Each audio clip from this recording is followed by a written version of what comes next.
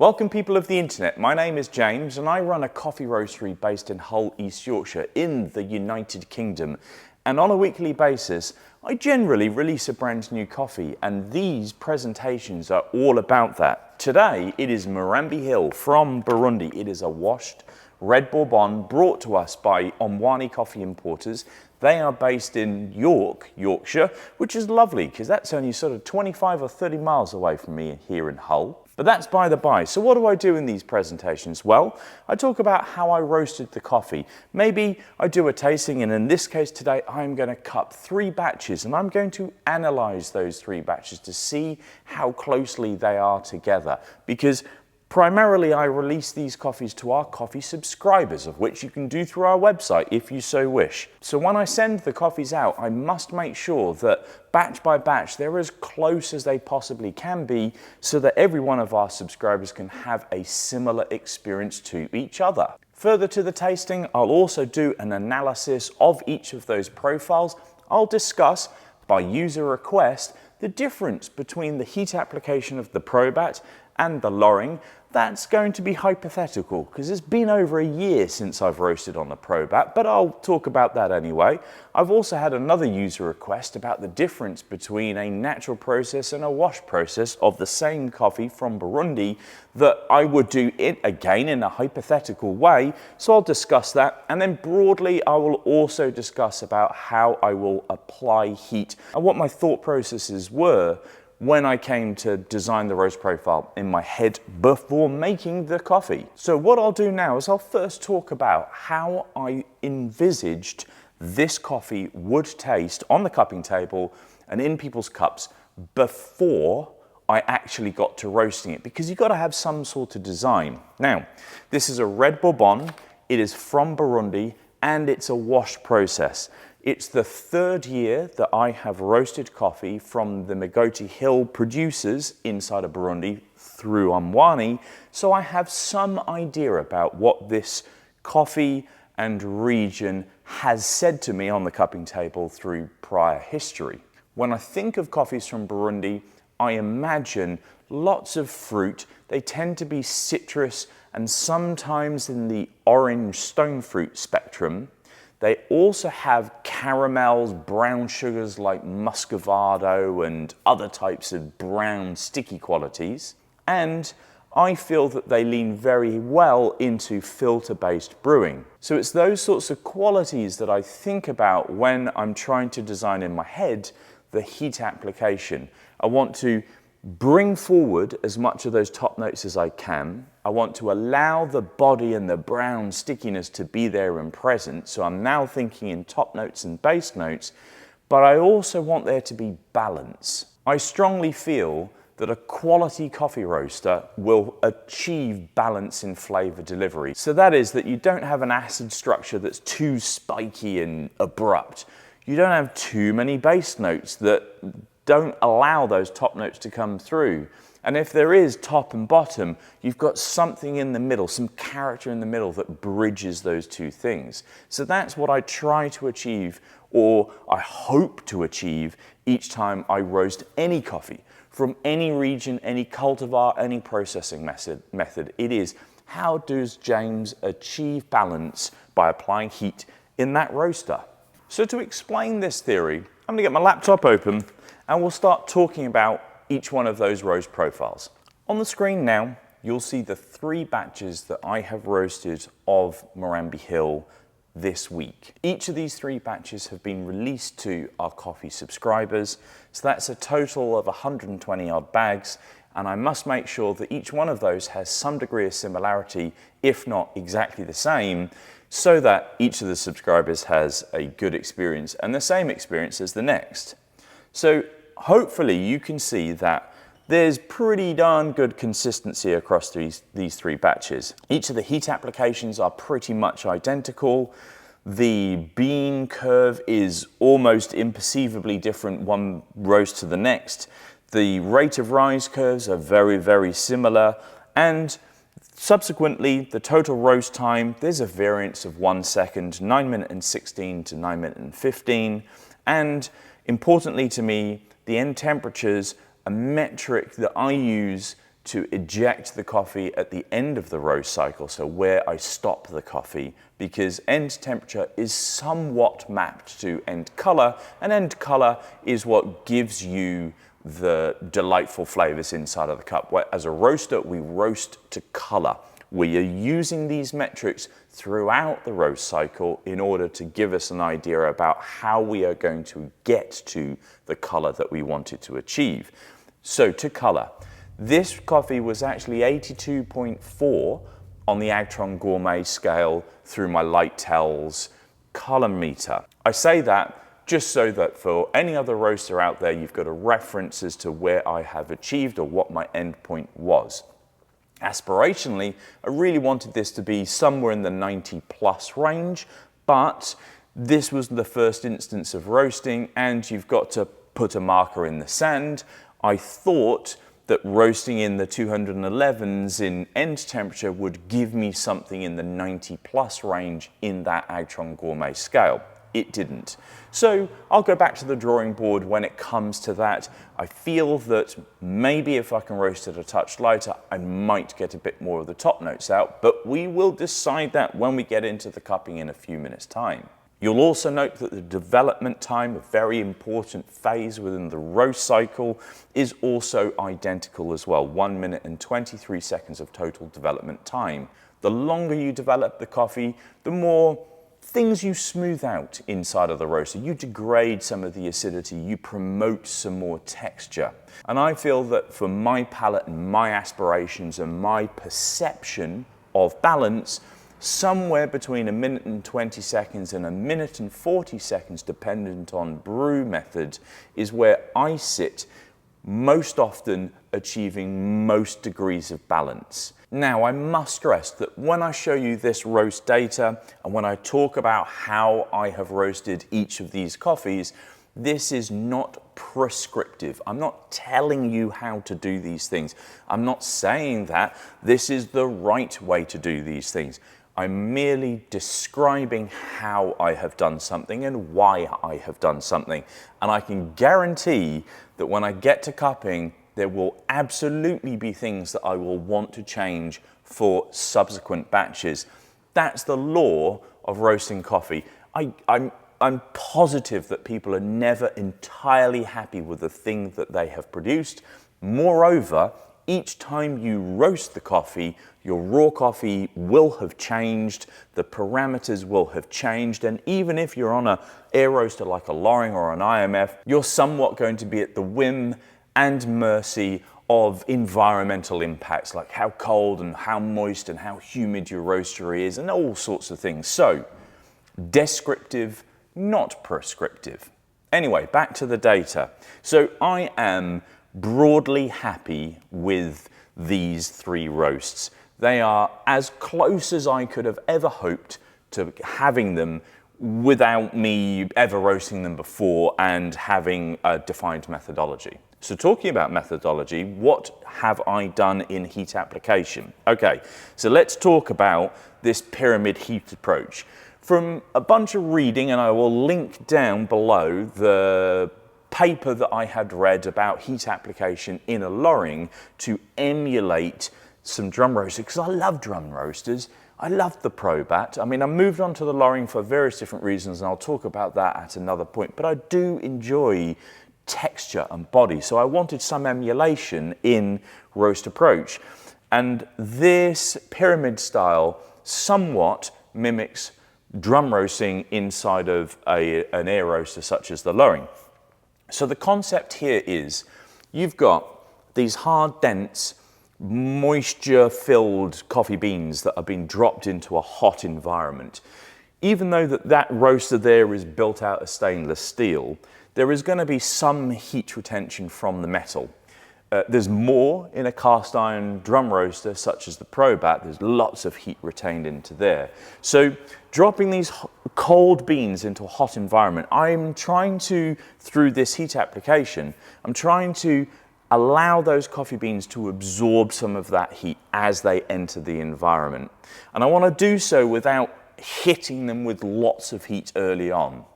That way, I'm hoping that those beans will somewhat build up an equilibrium state with its environment before I then apply a stepped up amount of gas. The result then is this ever declining rate of rise curve that is a slope like that. I wish I had a whiteboard because I'd be able to do something better than just that. So what we would achieve if we just applied heat straight away inside of the lorrying is we'd have a very high early peak, and then it would shallow and elongate an awful lot. And when I first started roasting, that's what I was doing. I was applying the same methodology that I would do with the Probat inside of the lorrying, but I've somewhat changed that. So the result then in this rate of rise curve is an ever declining slope. I like that. It's even heat application, and it's done so in a straight line. There are no sort of sags in the curve that you can hopefully see here. This bit here is what I would describe the beginnings of a sag, but it actually sort of elongates out like that. So I'm building up heat early on in this roast phase, in this roast cycle. So underneath 3 minutes, I'm building that heat. So once I move out of that early phase of the roast, I want to then think about the Maillard reaction. So that's things that happen from 160-ish degrees Celsius and beyond to the end of the roast. Inside of this, because it's a washed coffee, because it's from Burundi, because the beans are light, hard and dense, I know that I'm going to want to apply quite a lot of heat to really drive those reactions going forward. I want to excite as much of those top notes as I possibly can. The beans are small, the beans are dense, and they're going to need quite a lot of heat. So I think. So I was using 95% gas that is available in the lorrying at and around 145 degrees Celsius, so a little bit before that 160 degrees mark. I'm then pushing and driving those Maillard reactions as much as I can. And in this case, when I'm hitting something like 180 to 185 degrees Celsius on the bean curve, I'm then beginning to taper that away. So imagine the propulsion, and then I like to use the analogy of coming to a stop point in a motor vehicle. So you're coming up to a red light and you need to stop. It is unlikely that you're going to apply the brakes right at the last minute in a real hard fashion. Most instructors will tell you to feather your brake. So therefore you come to a slow and easy stop. That's what I like to achieve inside of the roast. So because of that, I then begin tapering heat away so that I arrive at first crack at a controlled rate of rise. The result in the curve is that you see the curve starting to smooth off. The coffee beans have released the majority of their water at this point, so it's a very sensitive part of roasting, whereby if you want that ever declining slope, if you want to come to a nice gradual stop point, you've got to be mindful, and especially in natural process coffees, that they can become rather exothermic very early on. So they're really gathering pace. So for this, because it's a washed coffee, taper off fairly quickly, but at about 185 degrees Celsius. Reference the question about a natural Burundi, I would do the same methodology, same build up, hard, but I would come off earlier. Why? Because I'm fairly confident, not having roasted a natural Burundi from this particular washing station, but I'm fairly confident that you would see an exponential runaway of heat that I would want to try to mitigate by controlling that earlier on. You would also possibly have a little less gas going into that phase as well. So let's hypothetically say that I was running 50% gas into this phase at first crack. Possibly, if it was a natural process, I'd be using 30% gas, because it doesn't quite need their dryer. It doesn't need quite as much propulsion or energy from the roaster to get to where you want to at the end of the roast cycle. So the consequence of this pyramid approach is this ever declining roast curve. You may see that there is a fairly steep drop off. You tend to find this in coffees from Ethiopia and sometimes in Kenya and Burundi and Rwanda, that the beans release a lot of moisture at a certain point in that end part of the roast cycle. We somewhat call this a crash. Why? Because there's water vapor that cools the environment and everything drops off. I like to try to control this as much as possible, again coming to that nice feathered stop. Here, next time, I will work on some of the gas earlier on, just before this, so that I try to reduce the impact of that drop away. There's a couple of things that I can do. I can use cut gas and reapply gas just to try to prop that up. I could also look to reduce the gas a little earlier on, but keep that reduced gas going for a little further. Hopefully then propping up that drop towards the end of the roast. Again, these are hypothetical. I'd actually have to do these in real life at a full batch size, 12 kilograms, to actually be able to ascertain whether that's going to work or not. Now, I feel like I have rambled somewhat about these roast curves, and I've got no idea whether any of that was useful at all. But those are the thoughts that were in my head as I was roasting them, and also in the design phase. So I hope that that was useful to any roasters out there, or if you're drinking our coffee, you can understand what I go through in order to get that flavor in the cup that you're enjoying at home. So talking about flavor, let's cup these three coffees and I'll see whether there's the similarity that I'm expecting between each of the three cups. And I'll also convey some of the flavors too. Right, before I cup, I'll tell you which ones these are. This is 9.5, so 27195, 9.6 and 9.7. I've got my laptop open just in case I want to reference anything that I can taste in the cup. I've done the dry fragrance and the aroma, and all three smell somewhat similar. 9.7, that's right, 9.7 has a little bit of a different aroma profile, and I wonder whether that will come through in the cup. We don't know. I will see in a second. First pass at 9 minutes and 30 seconds. I'm so happy with the consistency across these three batches. This is what I'm looking for first and foremost. Are each one of these three somewhat the same, exactly the same, or very divergent from each other? And for quality control purposes, like pat myself on the back, that's a bloody good job, James. So whilst the coffee's hot 9 minutes post water application, what can I perceive? Well, there's an awful lot of that brown sugar that I was talking about. There's caramel characters in there too, and lots and lots of fleshy orange stone fruit. Things like nectarine and apricot, that type of flavor quality. I'm now going to wait another couple of minutes before I do my second pass to understand how those flavors are coming together as the coffee cools into a better and more delicious range of temperature for my palate.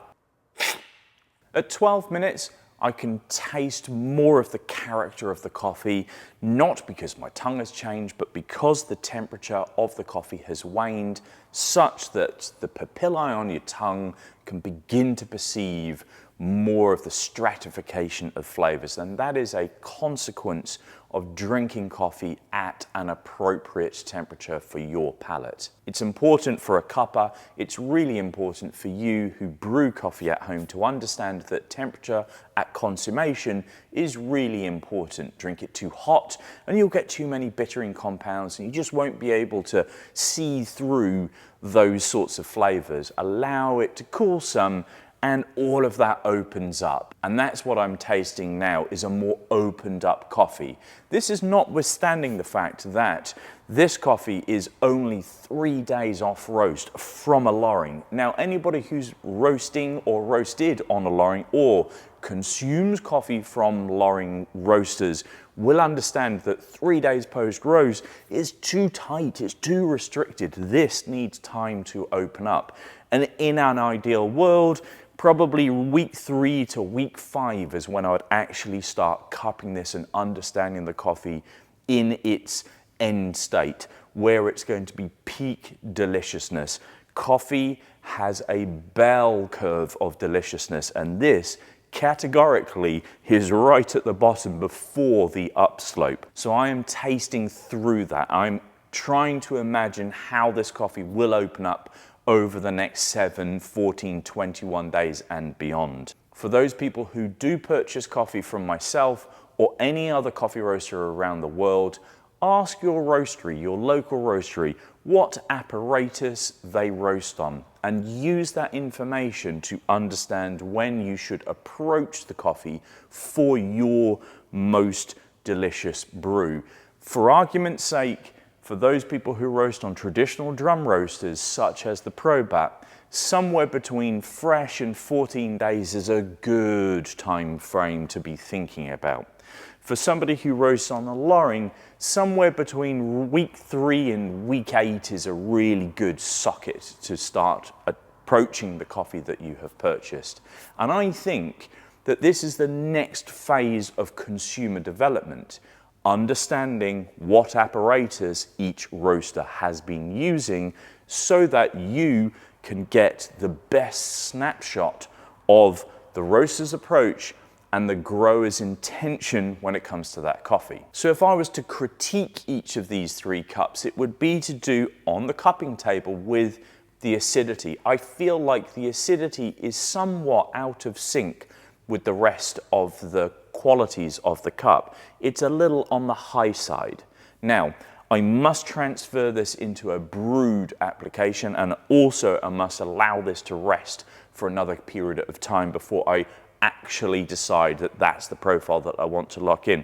But on this first couple of cups today, I think that I would need an extra 10 to 20 seconds of roast time, so a little less thermal momentum in order to smooth that acidity out.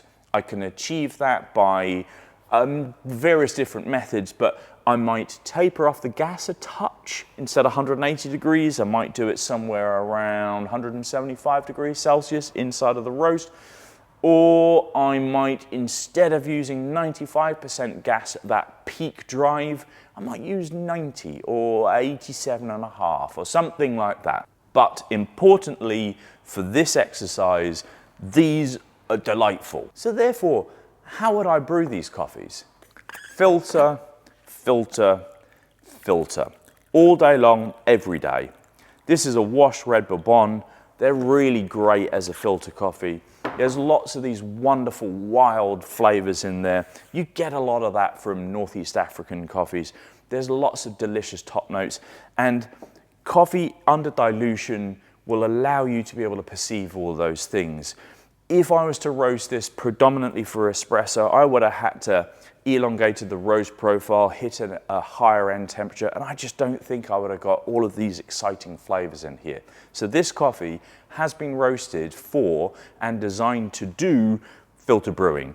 You can use a Chemex, you can use an AeroPress, you can use a Hario V60 or any other apparatus that uses a paper filter. The paper filter is the thing that will hold back some of those fine particles in suspension and allow your palate to taste through into the exposed delight of top notes inside of coffee. And as the first filter brew, yep, you get loads of the nectarine, you get this sticky caramel, sticky brown sugar, you get the aroma profile of muscovado, and that's what I've got on the base of my palate. I think as this coffee ages some, you're going to get more sweetness, more top notes, and every single part of it is going to be an absolute definition of nectarine, apricot, and brown sugars. And those delightful flavors that I've just described are the consequence of heat applied to raw coffee over a given period of time inside a wonderful apparatus such as the Loring. I hope this presentation has been somewhat useful to those people within the coffee industry. If you're a roaster, do let me know in the comments below anything that you want to expand on or get a deeper understanding as to what I have done and why. If you're a customer of mine, I hope now you trust and understand the sorts of processes that I go through in order to get you delicious coffee on a weekly basis. and my aspirations when I come to multi-batch roasting for you as subscribers. I want there to be a very tight range in each of the batches so that every one of you has a somewhat similar experience. And that, my friends, is the end of the presentation.